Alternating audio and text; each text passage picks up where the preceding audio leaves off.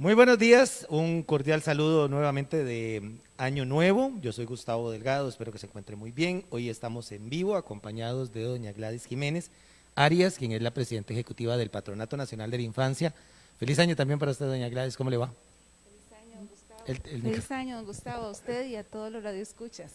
Estábamos ahora recordando extra micrófonos que hace aproximadamente un año usted entró a la presidencia del PANI y conversamos los días posteriores. Es decir, estamos cumpliendo 12 meses de la gestión suya al frente de una institución tan importante como es el Patronato Nacional de la Infancia. ¿Qué podemos hablar acerca de ello? ¿Qué ha pasado en estos 12 meses? Sí, así es. Meses que han pasado muy rápido. A finales de este mes de enero vamos a cumplir el año de estar al frente de la institución del Patronato Nacional de la Infancia. Recuerdo en la oportunidad que tuvimos al inicio de mi gestión, donde conversamos de algunos proyectos que para el patronato son muy importantes, o eran muy importantes en el área de prevención y en el área de atención. Y puedo contarle con gran satisfacción que varios de esos proyectos han ido avanzando a un paso muy importante, pero también hay otros que ya finalizaron. Uno de ellos, de los que nos sentimos muy complacidos, es de que ya el Patronato Nacional de la Infancia cuenta con las unidades de respuesta de atención inmediata en todo el territorio nacional. Me parece que ese es uno de los proyectos más importantes porque brinda a los niños y niñas seguridad y atención en los momentos en que se está presentando alguna situación de emergencia. 24/7 funcionan esas unidades. Así es, le puedo contar un poquitito más de las unidades de respuesta de atención inmediata.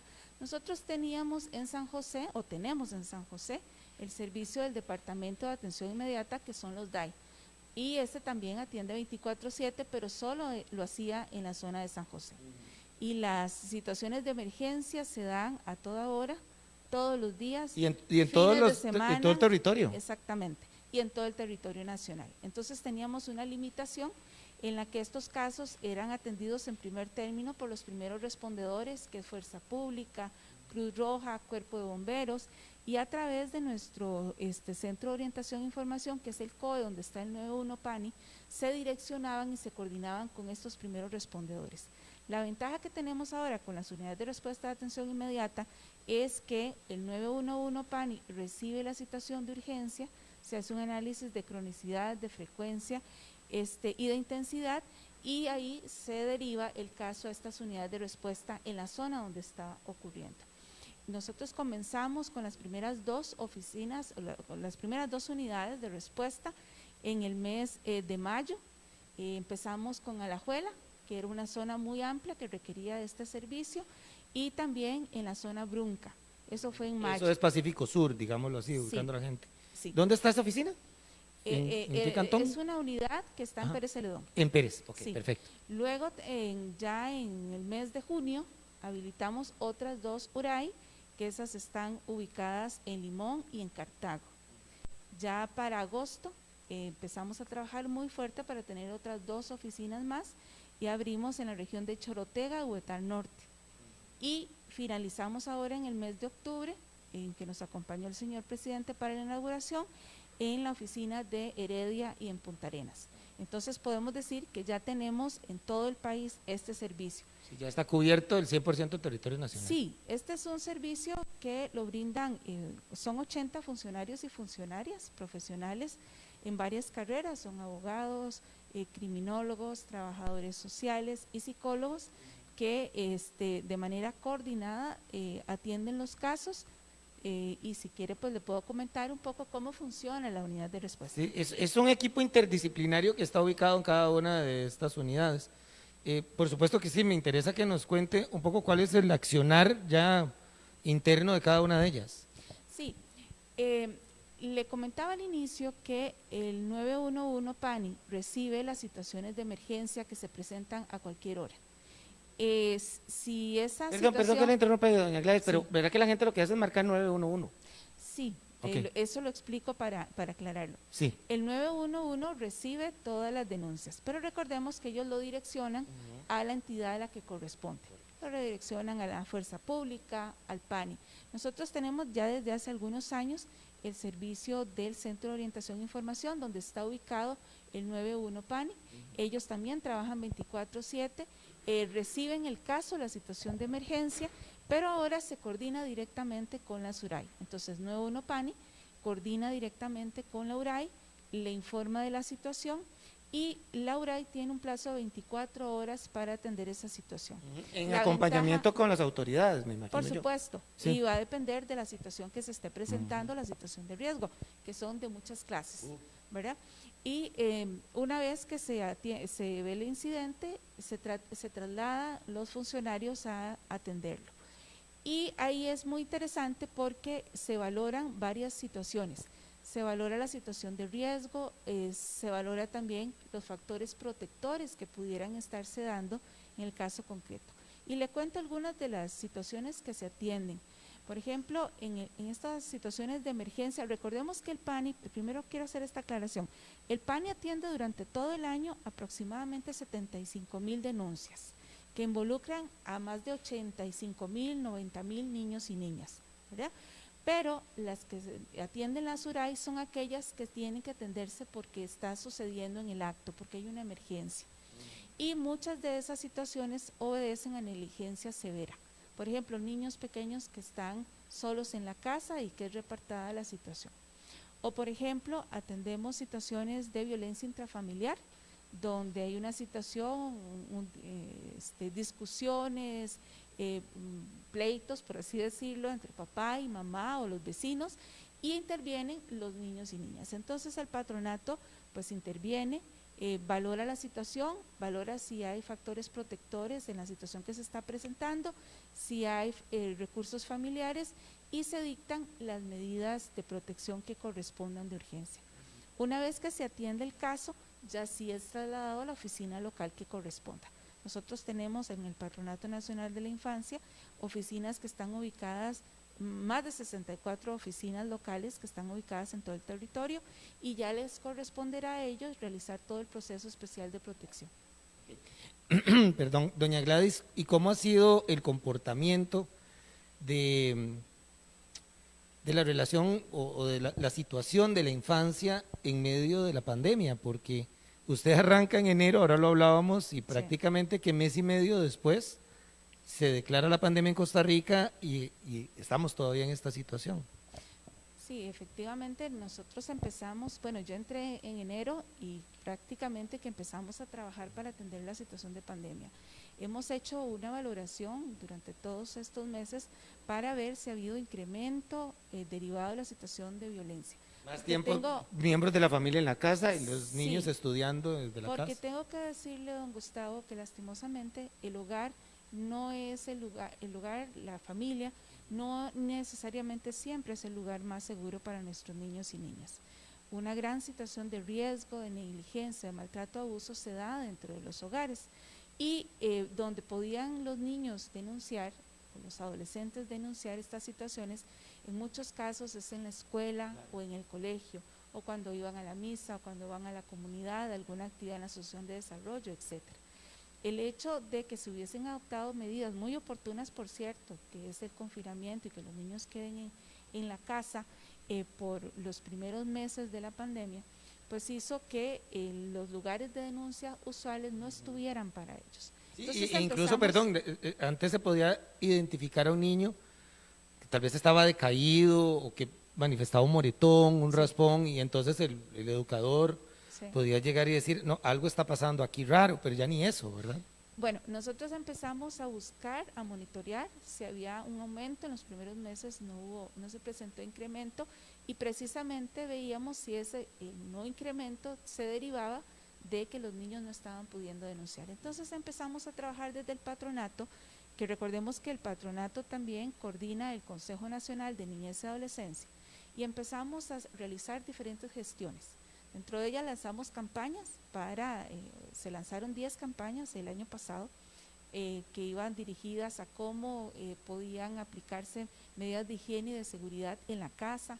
Trabajamos en coordinación con otras instituciones para lanzar para lanzar campañas de distinto tipo dirigidas a una sana convivencia estando en casa, pero también coordinamos, por ejemplo, con el Ministerio de Educación Pública yo me reuní en varias ocasiones con la señora ministra de Educación, precisamente para que a través de la virtualidad, porque recordemos que el curso lectivo no se suspendió, continuó con una modalidad distinta que es la virtualidad, pero entonces que los maestros, que eran nuestros primeros visores, porque podían ver lo que estaba pasando a través de la pantalla o a través de los medios de comunicación con los niños y niñas, ya sea vía WhatsApp o entrega de materiales, podían detectar.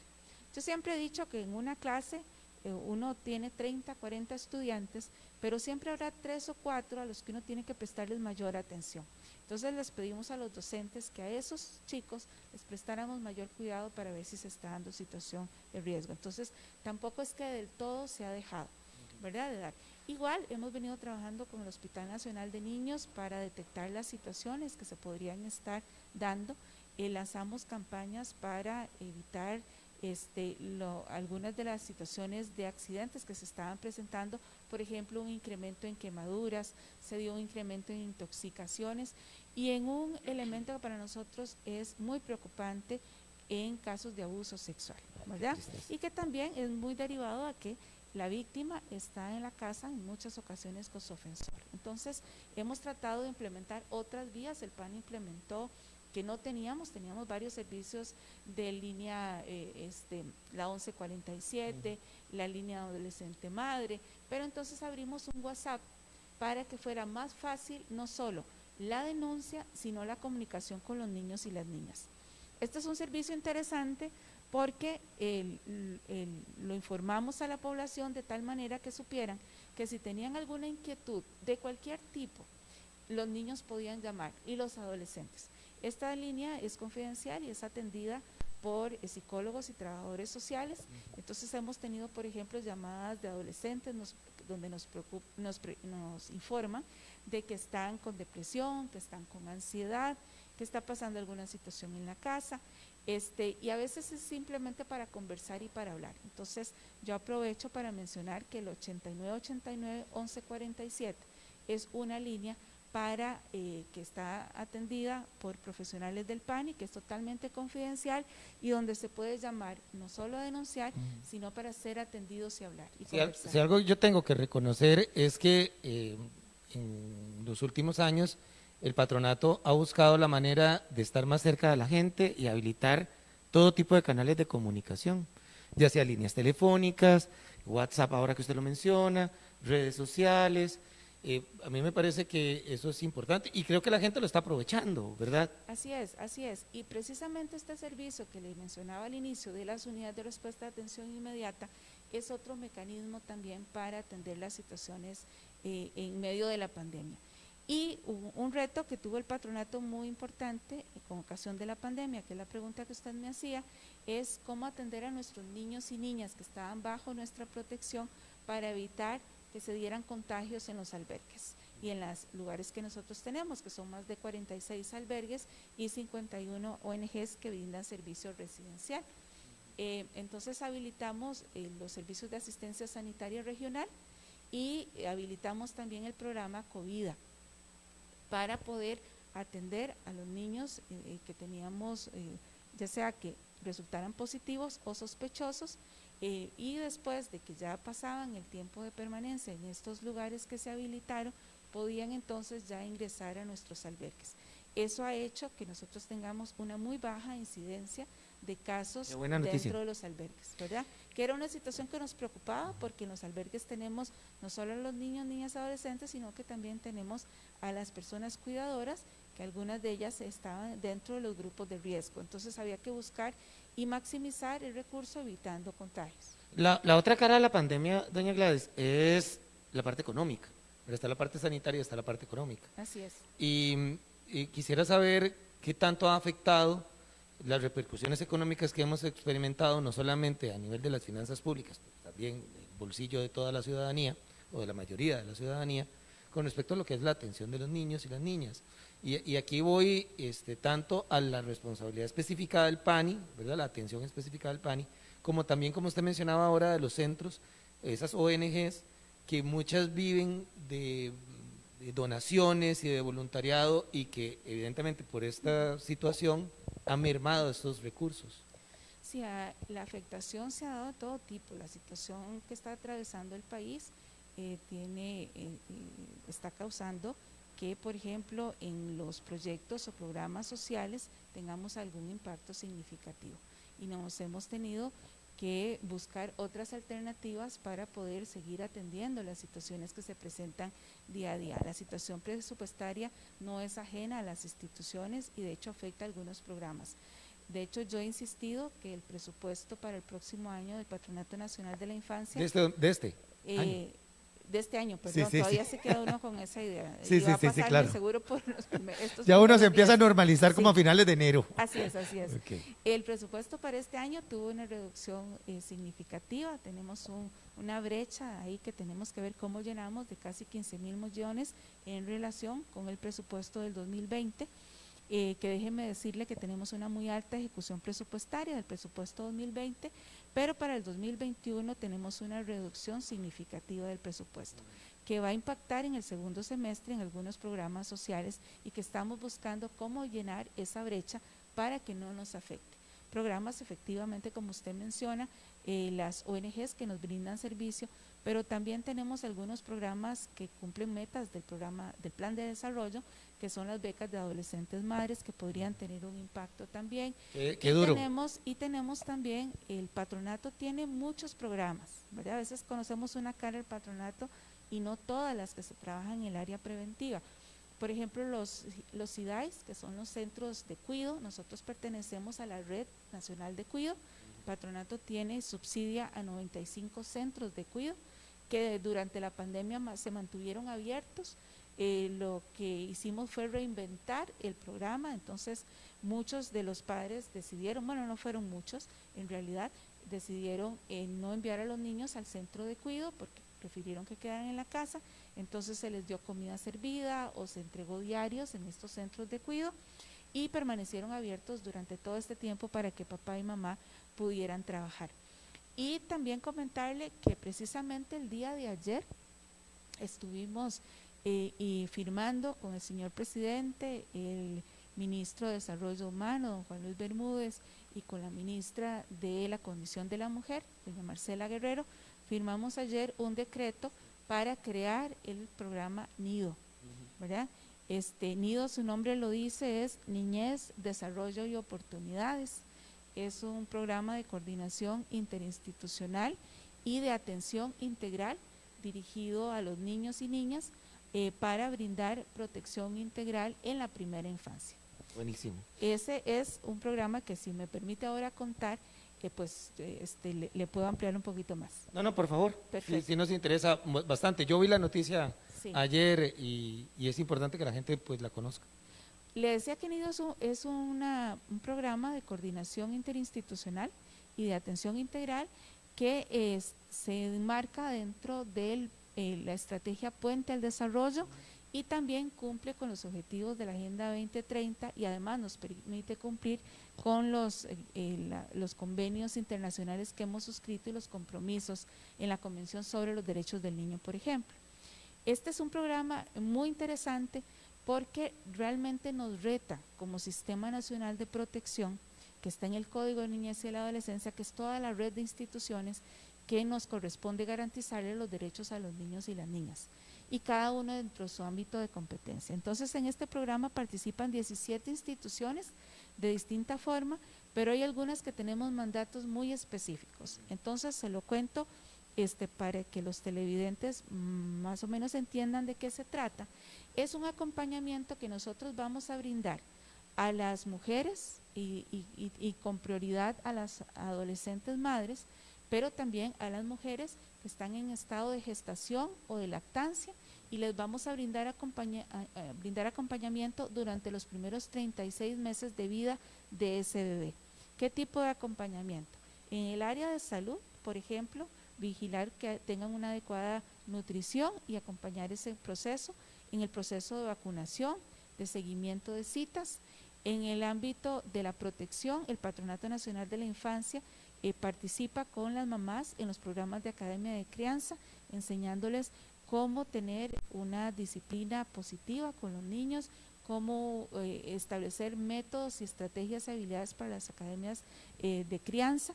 También brindamos becas. El IMAS va a brindar un subsidio para que empoderar a las mujeres y que puedan seguir insertas, ya sea en el sistema educativo si están, o que estén insertas en el mercado laboral, dándoles autonomía económica.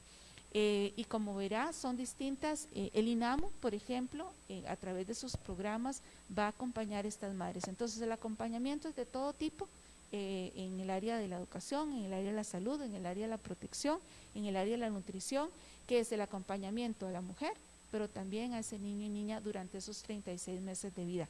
Y es que esa etapa de la primera infancia es una etapa fundamental. Sabemos que en el desarrollo del ser humano hay etapas que son fundamentales, pero la primera infancia es la que marca la ruta de todas las demás. Tiene un impacto fundamental en la maduración y también en el desarrollo cerebral.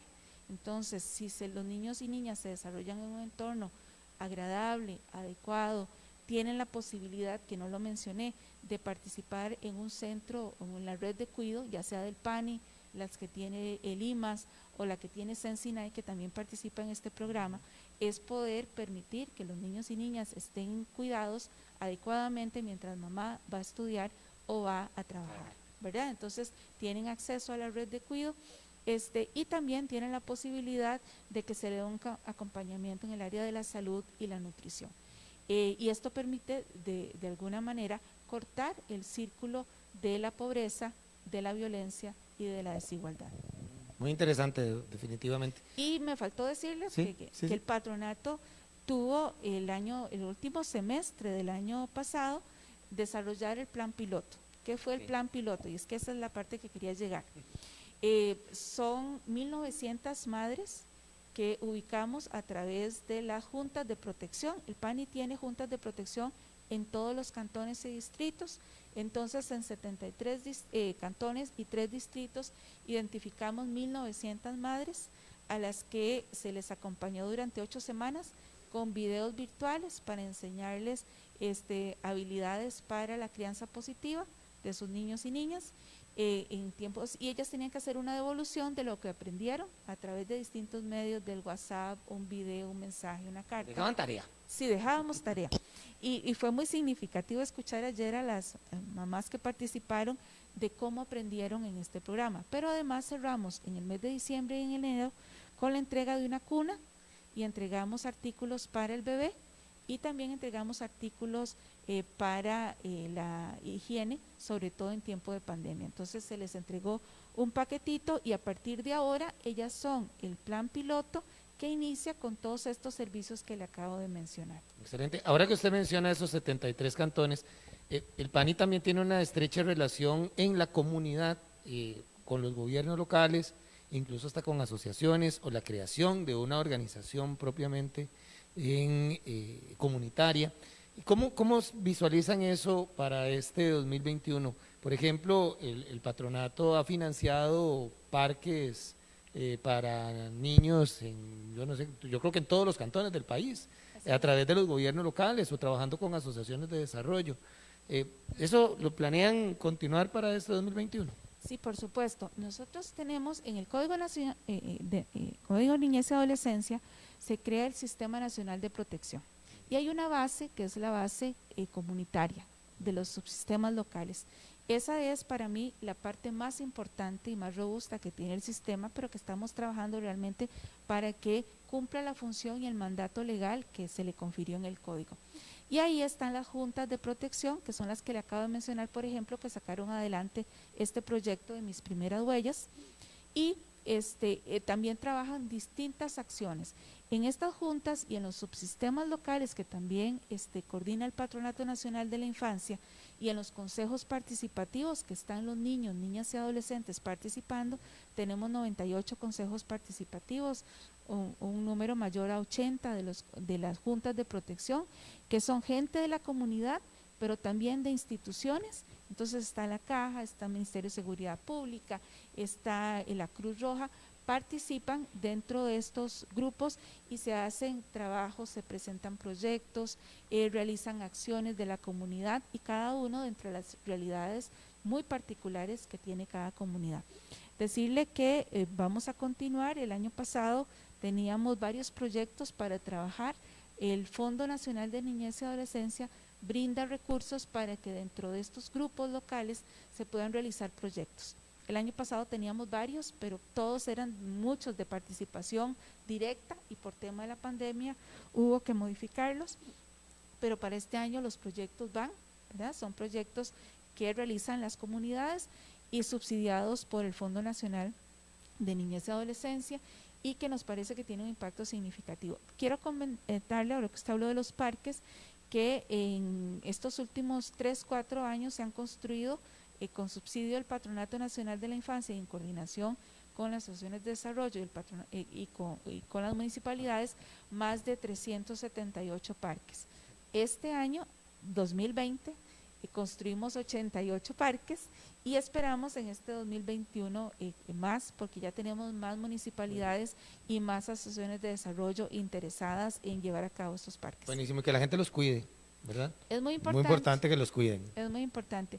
También coordinamos, de hecho hemos tenido coordinaciones con el IFAN y con las municipalidades ahora para la apertura de los parques, porque vamos a ver, las medidas que hemos venido adoptando muy importantes y que nos han venido dando resultados muy positivos para evitar contagios, pero también tenemos algunos derechos de los niños y niñas que de alguna u otra manera tenemos que seguir garantizando. Okay. El derecho a la salud mental, el derecho al deporte, el derecho a la recreación son vitales en la vida de un niño o niña. Entonces hemos coordinado para que se abran espacios para ellos y ellas. Es así como se sacaron unos lineamientos hace unos 2 meses aproximadamente para que las municipalidades y las asociaciones de desarrollo y en las comunidades determinen cuáles son esos espacios que ya se podían abrir, que elaboraran los protocolos y se pudieran abrir. Los únicos que por ahora están restringidos por un tema de seguridad, pero si las municipalidades lo logran garantizar, se podrían abrir a futuro, son los parquecitos infantiles. Eso le iba a mencionar, lo que son las plazas, los famosos plays. Sí, nada más. Pero todo lo demás, lo que son las plazas, los espacios abiertos para llevar a la mascota, para caminar, para andar en bicicleta, esos espacios están abiertos. Qué bueno. Entonces, hemos pedido desde el patronato a las municipalidades que elaboren los protocolos para que los niños y las niñas puedan estar en estos espacios, porque la salud mental es fundamental. Definitivamente, yo tengo una hija de 9 años que yo digo que a veces ya quiere caminar por las paredes, sí, de estar jugando con pares, ¿verdad? O sea, con niñas. Sí. Y es complicado, ¿verdad? En estos momentos. Yo creo que los niños tienen una capacidad de comprensión incluso y de disciplina, incluso a veces mayor que la de los adultos, ¿verdad? Así que es. Somos muy, muy zafaditos algunas personas, ¿verdad? Pero sin embargo, pero evidentemente también han sufrido un impacto psicológico, emocional debido a la pandemia. Ahí sobre ¿sí? eso le quiero mencionar que el patronato coordina el Consejo Nacional de Niñez y Adolescencia, en el que participan más de 27 instituciones, hay organizaciones de la sociedad civil y también hay representación de los niños y las niñas. Nos hemos reunido de manera virtual durante todo el año, hemos tenido reuniones extraordinarias y realizamos un mapeo de todas las acciones que se han enfocado para atender a los niños y niñas y brindar protección en tiempos de pandemia. Y hicimos un mapeo de casi 400 acciones que las distintas instituciones han efectuado. Así que quien quiere conocer todas esas acciones, las tenemos subidas en la página del Patronato Nacional de la Infancia.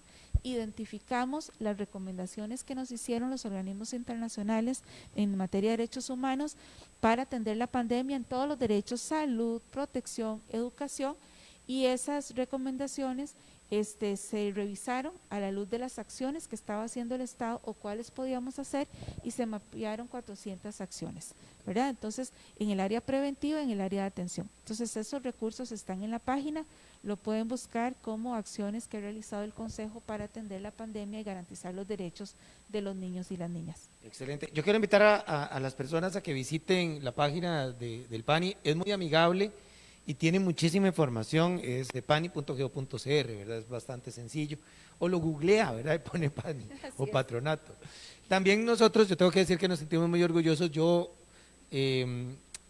le he dado seguimiento a todo lo que se ha venido llevando a cabo en el PANI porque hago las cápsulas que salen al aire aquí en el programa, en Panorama.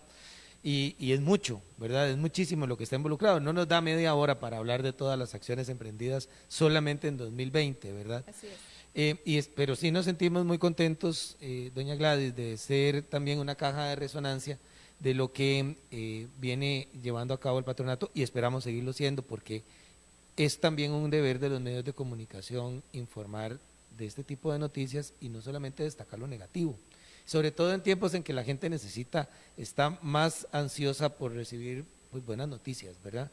E informarse. Así es. Yo le deseo un muy feliz 2021, muy exitoso y que tal vez tengamos la oportunidad, no dentro de un año, Así es. ¿verdad? Sino, Más no sé, próximo. dentro de unos meses y seguir dándole seguimiento a todo lo que se lleva a cabo desde el PANI. Muchas No, gracias. muchísimas gracias a ustedes por permitirnos participar el día de hoy y contar lo que hace el Patronato Nacional de la Infancia. Esperamos de veras que la próxima participación no sea dentro del próximo año, sino dentro de pocos meses. No. Y gracias a ustedes por siempre divulgar las acciones que realizamos las distintas instituciones. Gracias. Muy amable a doña Gladys, gracias a las personas que nos acompañaron.